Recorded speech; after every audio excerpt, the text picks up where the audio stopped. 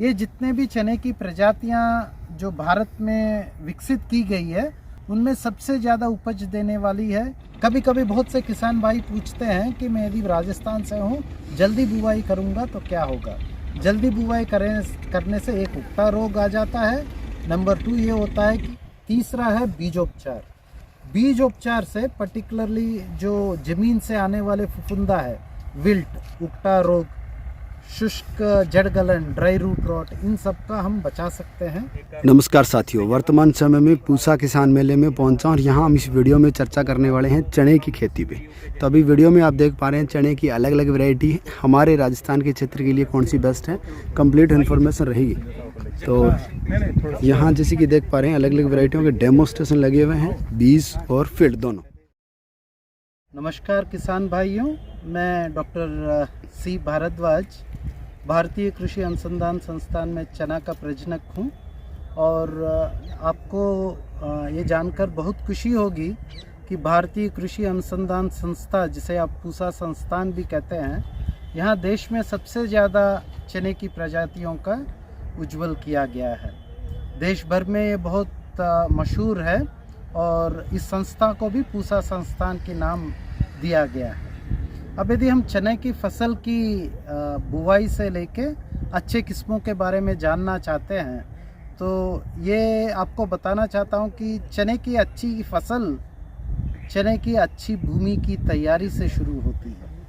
यानी आप पलेवा देते हो और उससे कहीं पहले जब ग्रीष्मकालीन की ऋतु होती है उस समय में जब गहरी जुताई करते हो तो इस गहरी जुताई से जो ज़मीन में छिपे हुए फफूंदा है, कीट है, वो बाहर आते हैं और सूरज की तपती गर्मी से इनकी मृत्यु हो जाती है।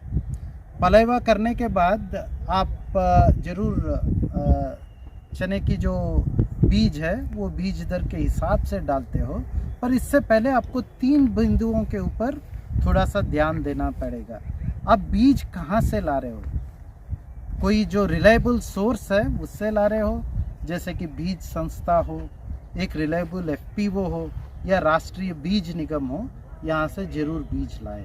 पर एक बार आपने बीज लाया तो उसकी बीज की अंकुरण क्षमता कितना है इसका किसान भाई खुद परीक्षण कर सकते हैं। कुछ नहीं, 100 बीज ले लिया, एक गीली तौलिया में अखबार बिछा दिया और ये 100 बीज को रख के उसे रोल कर लिया।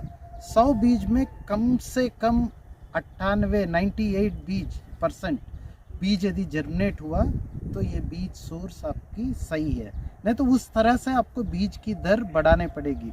जैसे कि देसी चने में नॉर्मल समय में 80 किलो प्रति हेक्टेयर लगता है और काबुली में 100 किलो प्रति हेक्टेयर लगता है, और यदि पचेती में कर रहे हो तो 100 किलो देसी में। काबुली में पानी की सिंचाई का स्रोत आपके पास हो तभी काबुली की चने की एक्चुअली आप खेती का सोच सकते हो। काफ़ी सारे किस्में हैं जो भारतीय कृषि अनुसंधान संस्था एवं अखिल भारतीय चना परियोजना से रिलीज़ की गई है। अलग अलग जोन्स के लिए अलग अलग है। यदि भारतीय कृषि अनुसंधान संस्था में यदि हम देखें तो एक है पूसा JG 16। ये पूसा JG 16 जो है, JG 16 का एक इम्प्रूव्ड वर्जन है कि इसमें शुष्क सहिष्णु, ड्राउट टॉलरेंस की एक क्वालिटी और उगता रोग सहिष्णु की क्वालिटी दी गई है। तो ये जो JG 16 है उससे 10% ज़्यादा ईल्ड देती है। अब यदि आप पूछते हो कि इसकी उपज कितनी है तो शुष्क एरिया में भी ये 2.5 टन प्रति हेक्टेयर देती है और इसकी पोटेंशियल है 3 टन प्रति हेक्टेयर। पर हाल ही में, उसके पहले हमने पूसा चना मानव करके रिलीज़ किया था। ये जितने भी चने की प्रजातियां जो भारत में विकसित की गई है उनमें सबसे ज़्यादा उपज देने वाली है। इसकी औसत उपज है 3 टन प्रति हेक्टेयर और potential AICRP Akhil Bharatiya testing में 4.5 टन प्रति हेक्टेयर है। अब इन दोनों, इसके साथ साथ ही पूसा 10-216 है, इनकी एडवांटेज ये है कि ये सब उगता रोग जो है उसके प्रति बहुत सहिष्णु किस्में हैं। अब आप पूछ सकते हैं कि नॉर्थ वेस्ट प्लेन जोन, जिसमें राजस्थान, हरियाणा, दिल्ली, उत्तर प्रदेश के उत्तरी क्षेत्र आते हैं, उसके लिए क्या है? तो पूसा 4005 करके एक किस्म है। ये बहुत शुष्क सहिष्णु है और ये इसकी औसत उपज 2 टन प्रति हेक्टेयर है। हर एक चीज़ अलग जलवायु की परिस्थितियों के लिए। इसी तरह कुछ किसान भाइयों के पास जब कटाई का समय होता है लेबर की कमी रहती है, तो इस लेबर की कमी को थोड़ा सा देखते हुए यहाँ से पूसा पार्वती एक मैकेनिकल हार्वेस्टिंग लाइन रिलीज़ की गई है। पूसा पार्वती, पूसा चना 10-216, पूसा JG 16 और पूसा मानव, ये है मध्य क्षेत्र के लिए। मध्य क्षेत्र यानी छत्तीसगढ़, मध्य प्रदेश, सदर्न राजस्थान, गुजरात, महाराष्ट्र, बुंदेलखंड रीजन के लिए स्पेसिफिकली रिलीज़ की गई है। और नॉर्थ वेस्ट प्लेन जोन के लिए, जिसमें राजस्थान आती है, दिल्ली, हरियाणा, पंजाब आती है, उसके लिए काबुली में यदि हम देखेंगे तो पूसा 3022, ये चना जो है 38 से 40 ग्राम्स की 100 सीड वेट है। इस क्षेत्र में अंगमारी यानी एस्कोकाइटा ब्लाइट एक आती है, क्योंकि ठंडक आती है उस समय अंगमारी की बीमारी आती है, इससे ये बहुत सहिष्णु है। सर इनका सीड रेट कितना रहता है और बेस्ट टाइम ऑफ सोइंग, जहाँ सोइंग के समय हम किन खादों का उपयोग कर सकते हैं, उसके बारे में थोड़ा ब्रीफ में बताएं।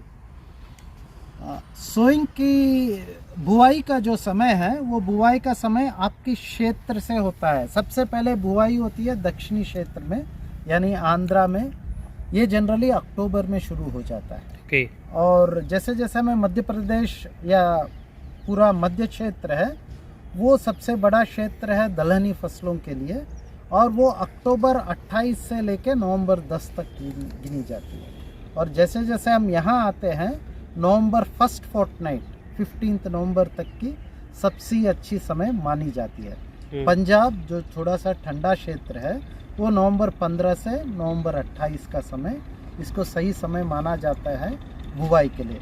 कभी कभी बहुत से किसान भाई पूछते हैं कि मैं यदि राजस्थान से हूँ, जल्दी बुवाई करूँगा तो क्या होगा। जल्दी बुवाई करने से एक उगता रोग आ जाता है। नंबर 2 ये होता है कि आपकी जब फूल का समय है, पीक विंटर यानी बहुत ज़्यादा ठंड में पड़ जाता है, ड्राई फ्रॉस्ट होता है। हाँ, ड्राई फ्रॉस्ट पाले के आता समय है, होता है। और इससे पाले के असर और लीफ पत्तियों का जलना बुझ जाना हो जाता है। अब यदि सीड दर यानी बीज की दर कितना है, मैंने जैसे कि पहले बताया है कि समय पे बुआई के लिए 80 किलो प्रति हेक्टेयर से मैं बता रहा हूँ, 80 किलो प्रति हेक्टेयर देसी में। मोटा दाना जैसे ये है, इसका 100 किलो प्रति हेक्टेयर से है। और यदि आप पचेती में करते हो, जिसको मैं काबुली में तो ये प्रपोज तो नहीं करूँगा, देसी ही पचेती में या जहाँ कम पानी है वहाँ आ सकती है, वहाँ 120 किलो का दर लेना पड़ता है।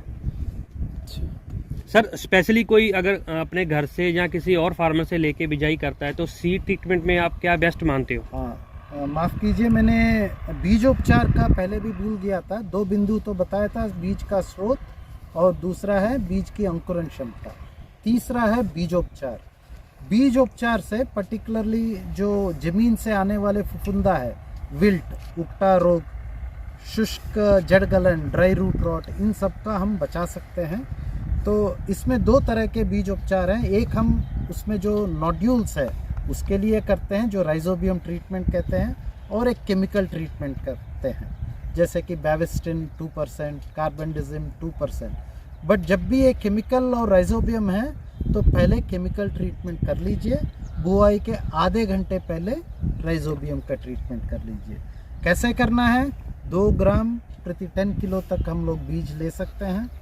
उस हिसाब से आप इसको गुड़ की घोल या जो चिपक सकती है उसकी घोल बनाइए पतले से, बीज को अच्छी तरह उस पर छिड़का के उसे छांव में सुखाइए। ये एक है।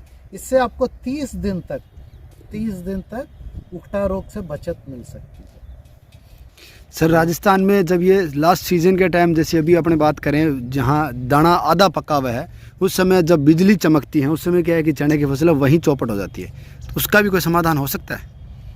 माफ़ कीजिए, इसका समाधान तो नहीं है, पर यदि हम लोग यदि चने में सिंचाई की बिंदुओं पे ध्यान दें तो 2 प्रमुख है। फूल लगने से पहले और पल्ली जब 40 to 50% लग जाती है, फूल लगने के बाद यदि किसान भाई पानी देते हैं फूल तो गिर जाता है। झाड़ तो सांड की तरह बहुत बड़ी हो जाएगी फल नहीं पर बनता। पूरी फूल नीचे गिर जाएगी। हाँ। तो हम लोग कहते हैं कि फूल लगने के पहले और पल्ली जब 50% भर गई हो हाँ। तब देने से एक है कि ये जो पानी है ये बिजली को एक न्यूट्रल इसकी तरह करके वो ज़मीन में भेज देती है। ये एक उपाय है, पर साथ ही साथ उसका जो भरने का है ये बहुत अच्छा होता है। इसी तरह ऐसे तो हम लोग चने में कोई केमिकल का नहीं बताते हैं, पर जो किसान भाई दे सकते हैं तो फूल के जस्ट आने के पहले हम लोग कहते हैं कि एक ग्रीन इंसेक्टिसाइड है स्पिनोसाइड, जो 150 ml प्रति हेक्टेयर 400 ml पानी में डाल सकते हैं। तो क्या होता है कि फूल जब आने लगती है तभी इल्ली अपनी अंडे फूल में देती है और जैसे जैसे पल्ली बनने लगती है कि अंदर वो जाके उसकी नाश करती है। तो इससे हम बच सकते हैं।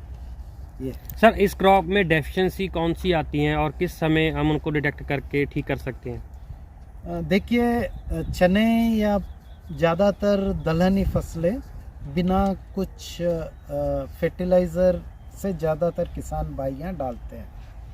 ये तो सही है, पर यदि आप खाना खिलाते हो तो कोई भी आदमी सही रहता है।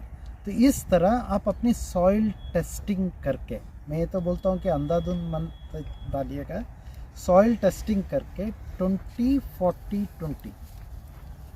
मैं जब भी बोल रहा हूँ नाइट्रोजन कम है, इसमें नाइट्रोजन की ज़रूरत नहीं पड़ती है। 20 केजेस पर हेक्टेयर है ना जी, 40 केजेस इसकी पीटीओ की ज़रूरत है। पर साथ ही साथ यदि किसान भाई 20 केजी जिंक सल्फेट प्रति हेक्टेयर दे पाते हैं, और यदि आपके यहाँ ये जो आयरन की कमी है तो वो भी दे सकते हैं 2 केजेस पर हेक्टेयर आयरन। ये आप बेसल डोज में दे सकते हो। कोई किसान भाई बेसल डोज में नहीं दे पा रहे हैं, फिर मैं बता रहा हूँ फूल आने के पहले या जस्ट पल्ली लगने के साथ 2% आइदर मल्टीप्लेक्स या जिंक आयरन सल्फेट आजकल आ रही है, इसकी स्प्रे आप कर सकते हैं। इससे जो यदि आपके यहाँ डिफिशियंसी है, यही बता रहा हूँ, पर इसमें ऊपर से यूरिया का छिड़काव मत कीजिए, क्योंकि जब इसकी जो तना रहता है, तने के नीचे जो रूट सिस्टम है वो हवा से नत्रजनी यानी नाइट्रोजन को एब्जॉर्ब करके नोड्यूल्स की तरह रखता है। और यदि आप ऊपर से यदि नाइट्रोजन जब सिंचाई के समय दिए तो ये होता है कि वो नोड्यूल्स नहीं बनते हैं और आने वाले फसल को जो ये ऑलमोस्ट 40% नाइट्रोजन देता है वो भी ख़त्म हो जाता है। ठीक है सर, हमारे एमपी में जैसे उकटा रोग बहुत ज़्यादा लग रहा है, तो क्या मानव जो है आपका 20-211 ये उकटा प्रतिरोधी किस्म है? उकटा रोग का आपको एक समेकित नियंत्रण करना पड़ेगा। ऐसा नहीं है कि आपने बहुत टॉलरेंट वैरायटी है डाल दिया। तो हम लोग या कोई भी अच्छी किसान हो या किसान चैनल हो, वही करता है कि पहले फसल चक्र अपनाएंगे। यदि आप सोयाबीन गेहूँ कॉन्स्टेंटली ग्रो कर रहे हैं जी। तो गेहूं में एक नेमेटोड आती है, वो इफेक्ट करती है। सोयाबीन कंटिन्यूस कर रहे हैं तो वही नेमेटोड सोयाबीन में भी लगती है। तो फसल चक्र अपनाना चाहिए। नंबर 1 कि फसल चक्र ऐसा अपनाना चाहिए कि 2 साल में तक एक बार उस खेत में ब्रेक आना चाहिए, 1 साल। तो कोई भी फसल चक्र अपनाइए तो पहले। दूसरा भी मैंने बताया कि ग्रीष्मकालीन में गहरी जुताई है ना जी, क्योंकि आपको पता है बहुत जगह पे दक्षिण में तो ऐसे अप्रैल मई में हो जाती है। तो कभी भी आप एक यदि गहरी जुताई देंगे तो फुफुंदा जो है वो सूरज की तपती हुई धूप में लगती है और उससे वो उसकी नाश हो जाता है। तीसरा है बीजोपचार। ये किसान भाइयाँ जरूर करें, बहुत से लोग नहीं करते हैं। सर, मेरे एक्सपीरियंस में मैंने बाविस्टिन से भी सीड ट्रीटमेंट किया है, इवन राइजोबियम से भी किया, बट जब मैंने ट्राइकोडर्मा विरिडी जो आता है उससे क्या डॉलर, विशेषकर डॉलर में, तो उबलने की जो उमसने की समस्या थी काफ़ी हद तक कम देखी गई नहीं, है। सही है, पर आप यदि केमिकल ट्रीटमेंट और ये केवल बायोलॉजिकल ट्राइकोडर्मा इंसेक्टिसाइड है, जी। मैं बता रहा हूँ ट्राइकोडर्मा बायोलॉजिकल इंसेक्टिसाइड है ना जी, मीन्स जैविक कंट्रोल मेजर है। तो उसको जब देते हैं प्रसाद में, आपकी ज़मीन में यदि बहुत ज़्यादा फुफुंदा लोड है तो वो भी कंट्रोल नहीं कर पाएगी, तो उसको तो आपको देखिए। इसके साथ साथ जब जैसे इसमें मानव में क्या है कि जितने भी उक्टा रोग के फुफुंदे हैं वो अलग अलग है। जो दक्षिण में पाया जाता वो सेंट्रल इंडिया में नहीं पाया जाता, जो सेंट्रल इंडिया में पाया जाता राजस्थान और यहाँ नहीं पाया जाता, जो राजस्थान और पंजाब और दिल्ली में पाया जाता है वो ईस्टर्न साइड नहीं पाया जाता। इन 4 फुफुंदाओं की जो आणविक तंत्र है, जीन्स है, उनको हमने पिरामिड किया है, इसलिए इसमें बहुत ज़्यादा उक्टा रोग है। पर ऐसा है इसमें उक्टा रोग की जो सहनशीलता है करके उसे पूरा उक्टा रोग में फेंकेंगे तो वो भी तो कोई भी तो। सर इसमें कोई मल्टी क्रॉप करके भी उस पर रोकथाम हो सकती है, जैसे निमाटोड के लिए आपने बताया तो उसमें गेंदे की फसल इसमें लगाई। निमाटोड के लिए देखिए ये ऐसा है कि ये जो गेंदा है, आलसी है, ये एक्चुअली रोकथाम की एंगल से नहीं, ये ट्रैप क्रॉप्स कहते हैं। अब उनको उनकी जड़ें ज़्यादा पसंद है अपने वाले से, ये आपको समझना चाहिए। हाँ, गेंदे में कुछ एक्सुडेट्स आते हैं, है ना जी, कुछ एक्सुडेट्स आते हैं जो इनके लिए इतने यूज़फुल नहीं है, पर उसके यहाँ आ जाती है। तो हाँ सही है, गेंदा की फसल है, मैं वही बोल रहा हूँ, फसल चक्र अपना के भी इसको तोड़ सकते हो, है ना जी। और दूसरा है खरपतवार, एक 30-40 दिन तक, क्योंकि चना का हो या अरहर आप ले रहे हो, है ना जी, अनलाइक सरसों का जो 20 दिन काफ़ी है, इतने में फैल जाती है पत्ते, तो 30-40 दिन तक खरपतवार मुक्त ज़मीन चाहिए, है ना। जो किसान भाई केमिकल अप्लाई करते हैं वो सही है, पेंडिमिथालिन है, ये बाकी भी है। सर हमारे राजस्थान में तो क्या है कि हर 10 फीट पे एक सरसों की रोर निकाली जाती है चने में। अच्छी है, नहीं आप यदि काफ़ी किसान हैं जो मध्य प्रदेश में जो गन्ने के साथ, सरसों के साथ इंटरक्रॉप करते हैं, धनिया के साथ भी है, बहुत प्रोग्रेसिव फार्मर्स हैं, धनिया के साथ भी इंटरक्रॉप करते हो। पर जब आप अंतर्वर्ती फसल लेते हो 2-3 चीज़ों का ध्यान रखना चाहिए। एक की दोनों की क्रॉप कैनोपी अलग है ना जी, दोनों की पकने का समय अलग है। और तीसरी मोस्ट इम्पॉर्टेंट है, एक जल्दी ग्रो होने वाला हाइट वाली हो और एक नॉर्मल वाली। तो इसीलिए चना सरसों के साथ, चना गन्ने के साथ, विदर्भ में चना कॉटन के साथ भी लेते हैं किसान। तो ऐसे बिंदुओं को ध्यान रखते हुए आप अच्छे से ले सकते हैं। Thank you sir.